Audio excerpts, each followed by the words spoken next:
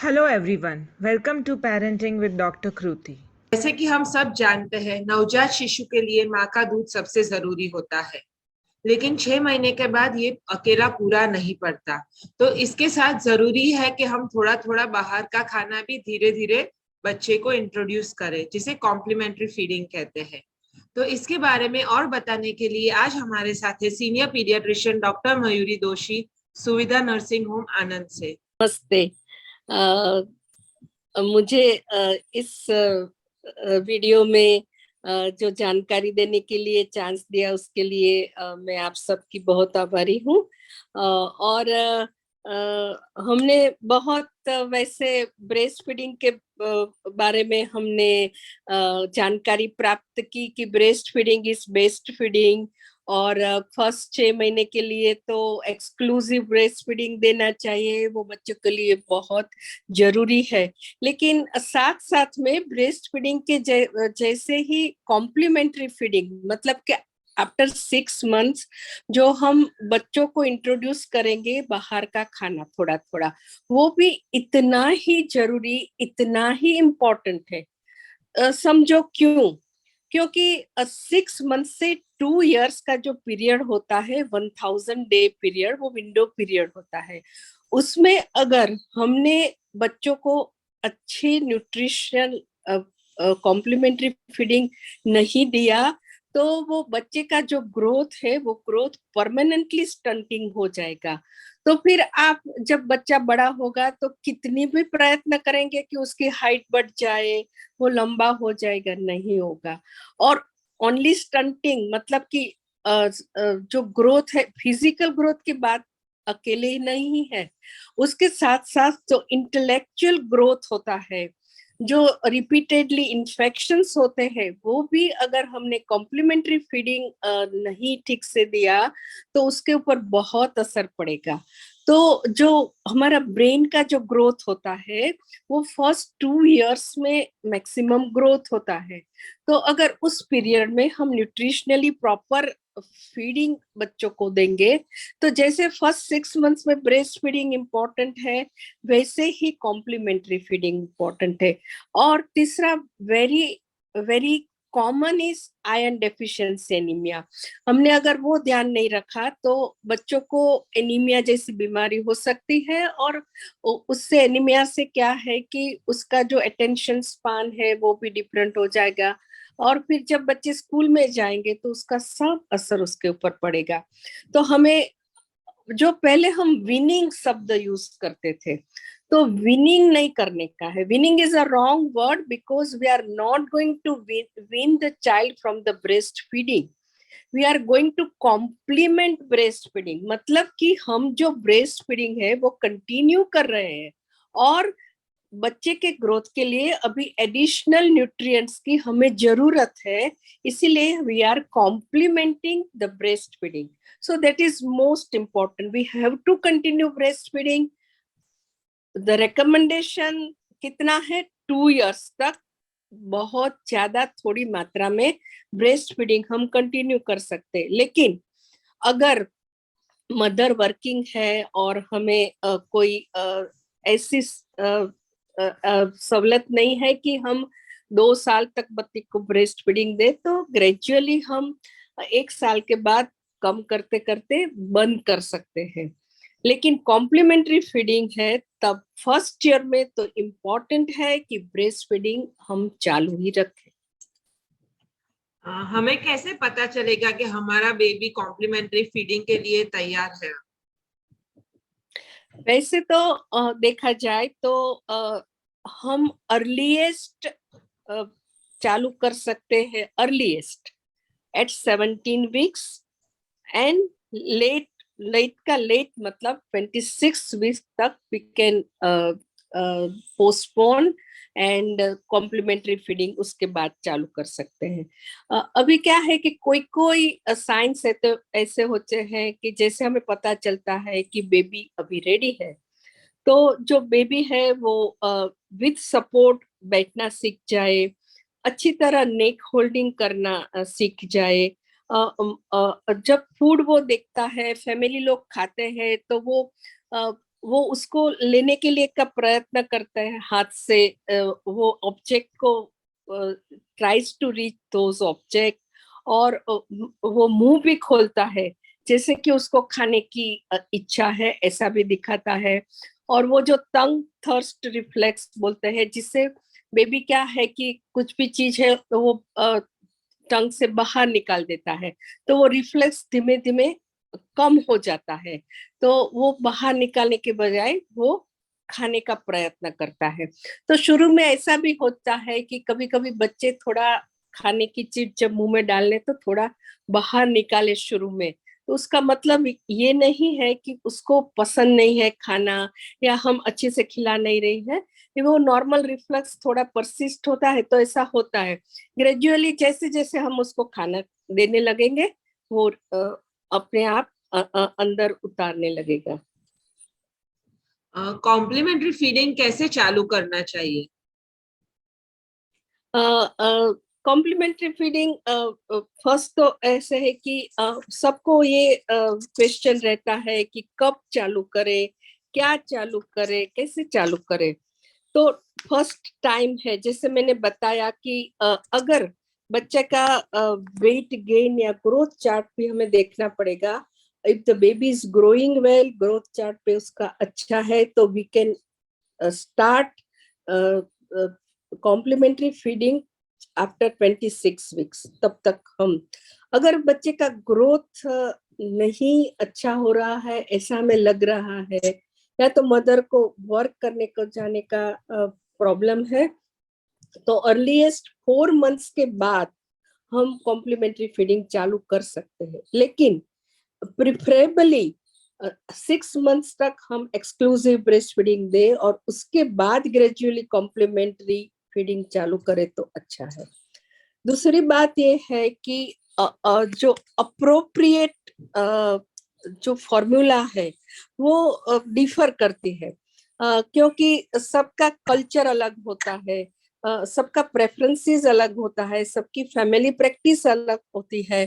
तो वो हम ऐसा नहीं एक फिक्स रूल रख सकते कुछ भी, कि राइस से चालू करना है कि फ्रूट से चालू करना है कि वेजिटेबल से चालू करना है, ऐसा नहीं है।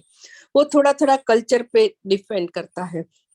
लेकिन बाय एंड लार्ज हम जो चालू करेंगे वो कंसिस्टेंसी अप्रोप्रिएट होगा, मतलब कि नॉट वेरी वाटरी, क्योंकि उसमें न्यूट्रिशनली एडिकेट चीज नहीं है, और बच्चे की स्टमक की कैपेसिटी जो होती है वो बहुत कम होती है।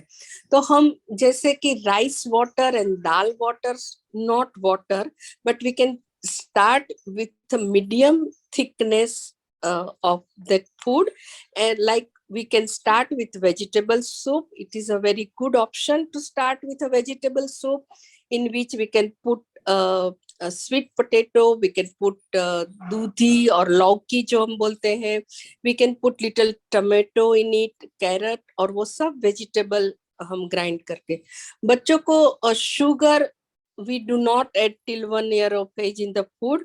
Salt minimum salt, क्योंकि इससे क्या हो, ज्यादा अगर हम सॉल्ट यूज करेंगे तो सॉल्यूट लोड है वो ज्यादा हो जाएगा उनकी किडनी पे, तो वो हम ज्यादा सॉल्ट भी ऐड नहीं करेंगे। मिनिमम सॉल्ट, लिटिल बिट क्यों ऐड करना है, क्योंकि टेस्ट थोड़ा अच्छा होने से। फिर उसमें हम थोड़ा सा ऑयल ऐड कर सकते हैं, क्योंकि हमें क्या ध्यान रखना है कि हमें बच्चों को क्वांटिटी कम देना है लेकिन एनर्जी डेंस फूड देना है। तो एनर्जी डेंस फूड देने के लिए हम क्या करेंगे कि हम क्वांटिटी कम रखेंगे और उसमें से ज्यादा प्रोटीन, ज्यादा कैलोरी बच्चे को मिले।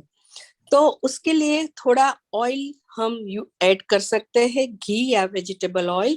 तो ghee is a good option in our Indian culture. हमारे इंडियन कल्चर में हम लोग घी यूज कर सकते हैं, और ऐसा नहीं है कि बच्चे घी डाइजेस्ट नहीं कर सकते हैं, ऐसा नहीं है, हमारा रॉन्ग आइडिया होता है। वी कैन, हम लोग बच्चे के सूप में, और अगर हम राइस या खिचड़ी दे सकते हैं, तो राइस और दाल का कॉम्बिनेशन करके उसमें थोड़ा घी ऐड करके हम बच्चे को दे सकते हैं। दूसरा है कि अगर हम थोड़ा सा स्वीट कुछ भी देना चाहे तो शुगर के बजाय हम जैगरी यूज कर सकते हैं। तो पहले हम वेजिटेबल सूप दे सकते हैं, उसके बाद हम राइस और दाल का कॉम्बिनेशन मीडियम थिकनेस से हम चालू करेंगे, ग्रेजुअली थोड़ा थोड़ा थिकनेस बढ़ाएंगे और स्मूथ बनाएंगे। उससे पहले हम 2 टीस्पून से कोई भी आइटम चालू करेंगे, उसके बाद 1 टेबल स्पून देंगे और टेबल स्पून के बाद ग्रेजुअली स्मॉल कटोरी जितना क्वांटिटी हम दे सकते हैं। We start with 1 item and 3-4 days we continue with the same item and then we can add another item और we can change the item, ताकि वो मोनोटोनस नहीं हो जाए और बच्चा एक टेस्ट से दूसरा टेस्ट ले सकता है। और फिर कितना फ्रीक्वेंसी दे सकते हैं, तो पहले we start with only 1 meal start कर सकते हैं, तो वो लंच टाइम में देंगे। उसके बाद जब 2 चालू करेंगे 2 बार, तो हम मॉर्निंग और इवनिंग जैसे देंगे, ब्रेकफास्ट टाइम और इवनिंग अराउंड 6 o'clock। एंड जब 3 बार चालू करेंगे तो मॉर्निंग, लंच एंड इवनिंग। अभी हम दूध या थोड़ा सा योगर्ट या दही जो बोलते हैं, वो कुछ सीरियल या हमारे खाने के साथ हम ऐड कर सकते हैं, लेकिन only milk as a complementary feeding देना इज नॉट एडवाइजेबल। एंड हम 1 ईयर तक प्रिफर नहीं करते हैं कि ओनली मिल्क उसको रिप्लेस करे कोई भी फीड, बिकॉज हम ब्रेस्ट फीडिंग कंटिन्यू करेंगे। तो बाय 9 months बच्चों 1, 2, 3 मील और बीच में कोई एक फ्रूट और एक स्नैक ऐसा हम दे सकते हैं। लेकिन हर बच्चा यूनिक होता है, हर बच्चा यूनिक होता है, उसके प्रेफरेंसेस यूनिक होते हैं, उसके रिक्वायरमेंट्स यूनिक होते हैं। लेकिन बाय एंड लार्ज हमको ध्यान रखना है कि कॉम्प्लीमेंट्री फीडिंग से बच्चे को अच्छा न्यूट्रिशन मिले। अगर वो नहीं मिलेगा, पहले हम जो 6 to 8 months में देते हैं वो 200 to 300 कैलोरीज जितना एडिशनल कॉम्प्लीमेंट्री फीडिंग में देना चाहिए। जब बच्चा 1 साल का होता है तो हमें आश्चर्य होता है, लेकिन वो एडल्ट से अप्रोक्सीमेटली हाफ अमाउंट ऑफ आधा जितना खाना उसकी रिक्वायरमेंट होती है। जैसे कैलोरी रिक्वायरमेंट 1000 to 1100 कैलोरीज उसका रिक्वायरमेंट होता है, तो उतना बच्चा खा सकता है। ओके। और जैसे हमने फ्रूट्स की बात की, तो कौन कौन से फ्रूट्स सजेस्ट करेंगे आप चालू करने के लिए, जो बच्चे के डाइजेशन के लिए इजी हो? हाँ, वो अच्छा क्वेश्चन है, क्योंकि हर मदर को वो रहता है कि कौन सा फ्रूट हम दे सकते हैं। एक्चुअली हम सीजनल फ्रूट प्रिफर करेंगे। जैसे कोई सीजन वाला फ्रूट हमको लगता है कि ये बहुत फ्रूट अच्छा है, न्यूट्रिशनली बहुत अच्छा है, टेस्ट में बहुत अच्छा है, लेकिन उसका सीजन नहीं होता है, तो सीजनल फ्रूट प्रेफरेंस करना चाहिए। फिर अगर फैमिली की इकोनॉमिक कंडीशंस बहुत अच्छी नहीं है, तो हम बेस्ट फ्रूट तो हमारे यहाँ इंडिया में जो अवेलेबल है वो बनाना है, केला। केला में न्यूट्रिशन वैल्यू बहुत अच्छी है, उसमें कैलोरीज अच्छी है, उसमें पोटेशियम अच्छा है, जिंक अच्छा है और कैल्शियम भी अच्छा होता है, और बच्चे केले पसंद भी कर सकते हैं, तो केला हम दे सकते हैं। उसके बाद हम चीकू भी दे सकते हैं। चीकू में भी जो न्यूट्रिशन वैल्यू है वो अच्छे, उसको थोड़ा मिल्क के साथ मिक्स करके क्रश करके भी चीकू दे सकते हैं। फिर जब मैंगो का सीजन है तो मैंगो का पल्प क्रश करके बच्चे को दे सकते हैं। बाकी के सब फ्रूट है जैसे कि स्वीट लाइम, नारंगी, मौसम्बी वगैरह, तो उसका जूस बच्चे के लिए अच्छा है, क्योंकि विटामिन सी का सोर्स अच्छा है। लेकिन उसका वैल्यू जो है न्यूट्रिशनल, वो होल फ्रूट के जितना नहीं है। तो और उससे से क्या है कि बच्चे को शुगर ज्यादा मिलता है, उसका पेट भर जाता है। और बच्चा अगर एक बार ये टेस्ट को अडॉप्ट कर लेता है तो वो फिर जो होल फ्रूट है, जो पूरा फ्रूट है, वो खाना नहीं चाहेगा, वो जूसेस ही प्रिफर करेगा। तो थोड़ा जूस देना ठीक है, लेकिन फ्रूट्स के बदले ओनली जूस बच्चे को देने का एडवाइजेबल नहीं नहीं है। है। और वेजिटेबल्स में जैसे आपने एक लौकी यानी दूधी की बात की, और कौन से वेजिटेबल्स आप रिकमेंड करते हैं? जैसे हम वेजिटेबल्स में हम carrots, tomatoes, then green peas, वो सब मैश करके वी कैन, हम पोटैटोज और स्वीट पोटैटो सब अच्छे हैं, वो हम मिक्स कर सकते हैं, खाने के साथ थोड़ा मैश करके बॉईल करके उसको ऐड कर सकते हैं। और सीरियल्स में हमने बात की गेहूं और राइस की, और कुछ आप सजेस्ट करते हैं उसके अलावा? हाँ, जैसे हम ओट्स है, वो ओट्स भी अच्छे हैं, वो स्टार्टिंग ओट्स के लिए, और कभी वो मिल्क के साथ भी मिला के ओट्स हम दे सकते हैं।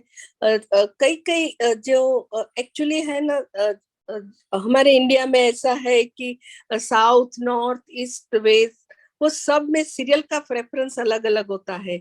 कई जगह रागी करके एक जो लोग खाते हैं सीरियल, वो भी रागी भी बहुत न्यूट्रिशियस होता है। तो वो जैसे जैसे वो हमारा अलग अलग रीजन है, उसके हिसाब से प्रेफरेंसेस रहता है। हमारे गुजरात और सौराष्ट्र कच्छ में एक मिलेट या बाजरी करके जो सीरियल आता है, वो भी अच्छा है, उसका आयरन कंटेंट बहुत अच्छा होता है, और लोग कहते हैं उसका एंटी इन्फ्लेमेटरी प्रॉपर्टीज होता है, तो वो भी अच्छा है। तो हम अपने कल्चर के हिसाब से, और हम जो ये सीरियल होते हैं और जो लेग्यूम्स होते हैं, उसको स्प्राउट भी कर सकते हैं। स्प्राउट करके हम उसको ड्राई करेंगे, और ड्राई करके उसको क्रश करके अगर हम उसका आटा बनाए तो उसकी न्यूट्रिशनल वैल्यू बहुत बढ़ जाती है। तो वो पाउडर हम बना सकते हैं और बच्चे के लिए वो यूज कर सकते हैं। ओके। और और यस प्लीज। और मैंने एक बहुत सिंपल फॉर्मूला मैं सजेस्ट करती हूँ अपने तरफ से। हम उसको राब बोलते हैं। जो हलवा होता है वो पतला हलवा जैसा होता है। तो वो जो है वो बच्चे के लिए बहुत फीलिंग होता है, एनर्जी डेंस होता है। तो उसमें आप कोई भी आटा यूज कर सकते हैं। गेहूं का आटा, तो 1 चम्मच जितना गेहूं का आटा, और उसके साथ कोई पल्स या मतलब कि दाल का आटा हम यूज करती हूँ मैं। उसमें ½ चम्मच जैसे कि मूंग दाल या चने की दाल, उसका आटा हम मिक्स करके उसमें थोड़ा घी ऐड करके उसको हल्का सा रोस्ट करते हैं, और फिर उसमें पानी डाल के जैगरी डालते हैं। तो जैसे वो पतला हलवा जैसा बन जाता है। तो ये बहुत एनर्जी डेंस होता है, क्योंकि उसमें ये आटा भी आता है, घी भी आता है, और जगरी भी आता है। जगरी का भी आयरन कंटेंट अच्छा होता है, तो बच्चे को एनर्जी डेंस न्यूट्रिशन अच्छा है। तो हमारा एक मील मतलब ब्रेकफास्ट में सपोज हम देना चाहे तो वो दे सकते हैं। फिर हम खिचड़ी या कर्ड उसके साथ दे सकते हैं, सूप दे सकते हैं। और हम डिफरेंट डिफरेंट वैरायटी अपने हिसाब से जरूर ट्राई कर सकते हैं। और जब ये बच्चों के लिए खाना हम घर पे बना रहे हो तो उसमें क्या स्पेशल ध्यान रखना चाहिए? मोस्ट इम्पोर्टेंट कि हमें गुड हाइजीन मेंटेन करना है। हमारे हैंड वॉश करने पड़ेंगे, बच्चे के भी हैंड वॉश करने पड़ेंगे। और जब हम प्रिपेयर करते हैं तो फ्रेशली कुक्ड फूड है, वो बहुत इम्पोर्टेंट है कि हम फ्रेशली प्रिपेयर करें। और जो बर्तन यूज करते हैं वो भी क्लीन होने चाहिए, जिससे हम बच्चे को खिलाते हैं। स्पून, कप, बोल, वो सब भी क्लीन होने चाहिए बराबर। और हम बॉटल का और फीडिंग कप्स जो आते हैं और फीडिंग बॉटल्स आते हैं, उसका इस्तेमाल कभी नहीं करेंगे। ओके। और कोई भी नई चीज ट्राई करते वक्त क्या ध्यान रखना चाहिए? अगर हम नई चीज स्टार्ट करते हैं तो एक्चुअली तो हमें थोड़ा डर फूड एलर्जी का रहता है या फूड टॉलरेंस का रहता है कि बच्चा को ये सूट करेगा कि नहीं ये फूड। तो नई चीज वैसे तो क्वांटिटी जो हम है वो क्वांटिटी हम थोड़ी क्वांटिटी से ट्राई करेंगे। तो पहले बस 1-2 स्पून ही देंगे और देखेंगे कि बच्चा को कोई प्रॉब्लम नहीं है, एलर्जी नहीं है, टॉलरेंस इंटॉलरेंस नहीं है। फिर उसके बाद हम ग्रेजुअल इंट्रोडक्शन करेंगे तो आई थिंक कोई प्रॉब्लम नहीं होता। एक्चुअली हमारे इंडिया में जो मोस्ट कॉमन फूड एलर्जीज पाए गए हैं वो एक्चुअली ज्यादातर नॉन वेज आइटम्स में पाए गए हैं। तो फर्स्ट ईयर में अगर हम अवॉइड करें नॉन वेज आइटम्स तो अच्छा रहेगा, क्योंकि वेजिटेरियन आइटम्स में भी वही सही न्यूट्रिशन वाली चीज मिलती है। और अगर वेजिटेरियन वाले लोग हैं उसको भी ऐसा नहीं रखना चाहिए कि हमारे बच्चे एग्स नहीं खाते हैं तो उसका न्यूट्रिशन प्रॉपर नहीं होगा, ऐसा नहीं होता है। एक्चुअली वेजिटेरियन डाइट भी न्यूट्रिशियस होती है। तो जो एलर्जीज है मोस्ट कॉमन एग्स है, फिश है, और cow's milk, sometimes cow's milk में एलर्जी हो सकती है।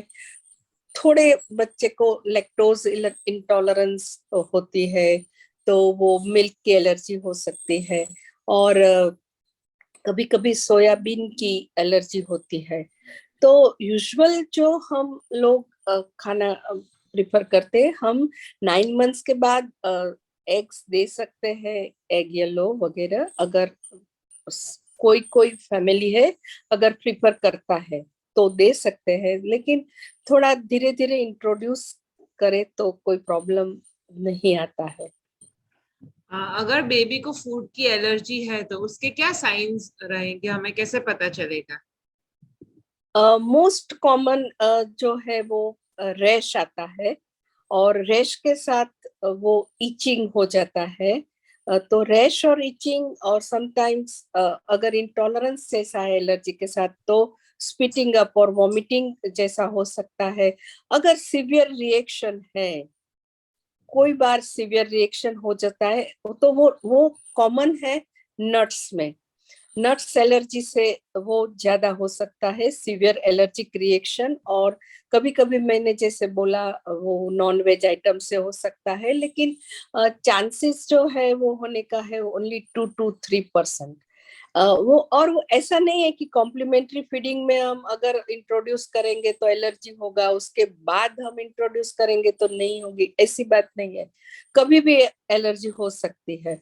तो कोई बार ऐसा सीवियर रिएक्शन हो सकता है जिसमें जो होठ है वो सूज जाते हैं और रेडनेस हो जाती है, गले में इचिंग होने लगता है।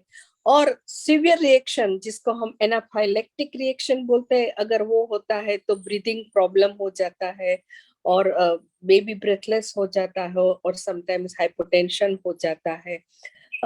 वो अगर एक बार भी हमको ऐसा लगता है कि बेबी को रैश हो गया है और थोड़ा सा इचिंग होता है और स्पिटिंग अप होता है फूड से, तो हमें वो चीजें बेटर कि हम अवॉइड करें। अगर थोड़ी सी एलर्जी है तो वो हम anti allergic syrup, anti histaminic syrup वगैरह कुछ दे सकते हैं बच्चे को और फिर वो अपने आप चले जाते हैं। ओके, मतलब अगर ऐसा कुछ भी हो तो पहले अपने पीडियाट्रिशियन को कंसल्ट करके कुछ चालू करना चाहिए, सिरप जैसे। हाँ वो चालू करना चाहिए, लेकिन अगर हमें मालूम पड़ गया कि थोड़ा सा भी डाउट है वो चीज का तो हम बेटर अवॉइड कर सकते हैं, क्योंकि पहली बार में सिंपल एलर्जी हुआ तो दूसरी बार में सीवियर रिएक्शन होने का चांस हो सकता है, और तब तो फिर हमें इंजेक्टेबल एड्रेनालिन और एपिनेफ्रिन जैसी चीज वो लेनी पड़ती है। तो बेटर है कि हम अवॉइड करें वो चीज जो हमें लगे कि बच्चे को रैश। लेकिन मेरी जानकारी में स्पेशली हमारे कंट्री में चांसेस थोड़े कम है, लेकिन जो पहले था उससे overall in the world the rate of food allergy थोड़ा बढ़ा है।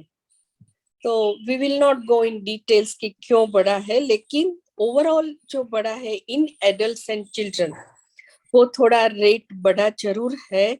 लेकिन कॉमन चीज मैंने जैसे बताई, हमारे यहाँ वेस्टर्न वर्ल्ड में peanut allergy is very very common, लेकिन हमारे इंडिया में एक्चुअली पीनट एलर्जी इतनी कॉमन नहीं है। The most common allergies in India we have come across is as I told you, eggs है, फिश है, सोयाबीन है और nuts, tree nuts and cow's milk, of course cow's milk. हाँ, और कोई टिप्स आप देना चाहेंगे नई मदर्स को जो अभी कॉम्प्लीमेंट्री फीडिंग चालू करने वाली है? हाँ, नई मदर्स जो कॉम्प्लीमेंट्री फीडिंग चालू करने वाली है और उसको बस मन में ये ध्यान रखना है कि ब्रेस्ट फीडिंग डिसकंटिन्यू नहीं करना है। दूसरी बात है कि हमें बहुत जल्दी भी नहीं है चालू करने की, और ऐसी है कि बहुत लेट भी चालू नहीं करना है, टाइमली चालू करना है, एडुकेट चालू करना है, जो सेफ होना चाहिए। जो फीड है वो हमें सेफ देना है, मतलब कि ऑल द हाइजीनिक प्रिपरेशंस हमें फॉलो करना है और अप्रोप्रिएट देना है, nutritionally appropriate, taste wise appropriate, consistency appropriate होना चाहिए।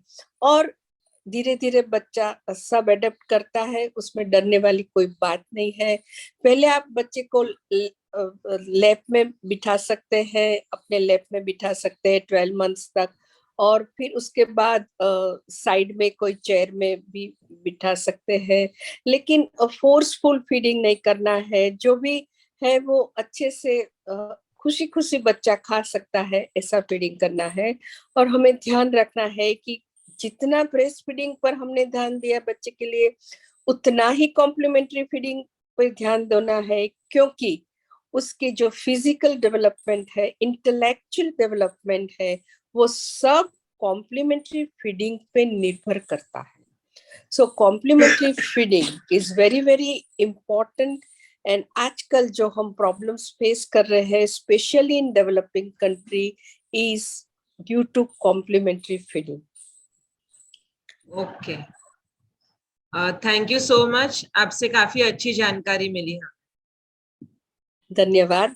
वेरी आपने मुझे ये मौका दिया, आप मेरी सब जो है नॉलेज वो शेयर करने के लिए, उसके लिए बहुत बहुत धन्यवाद। अगर आपको ये वीडियो पसंद आया तो उसे लाइक करें, शेयर करें और चैनल को सब्सक्राइब करें। Thank you.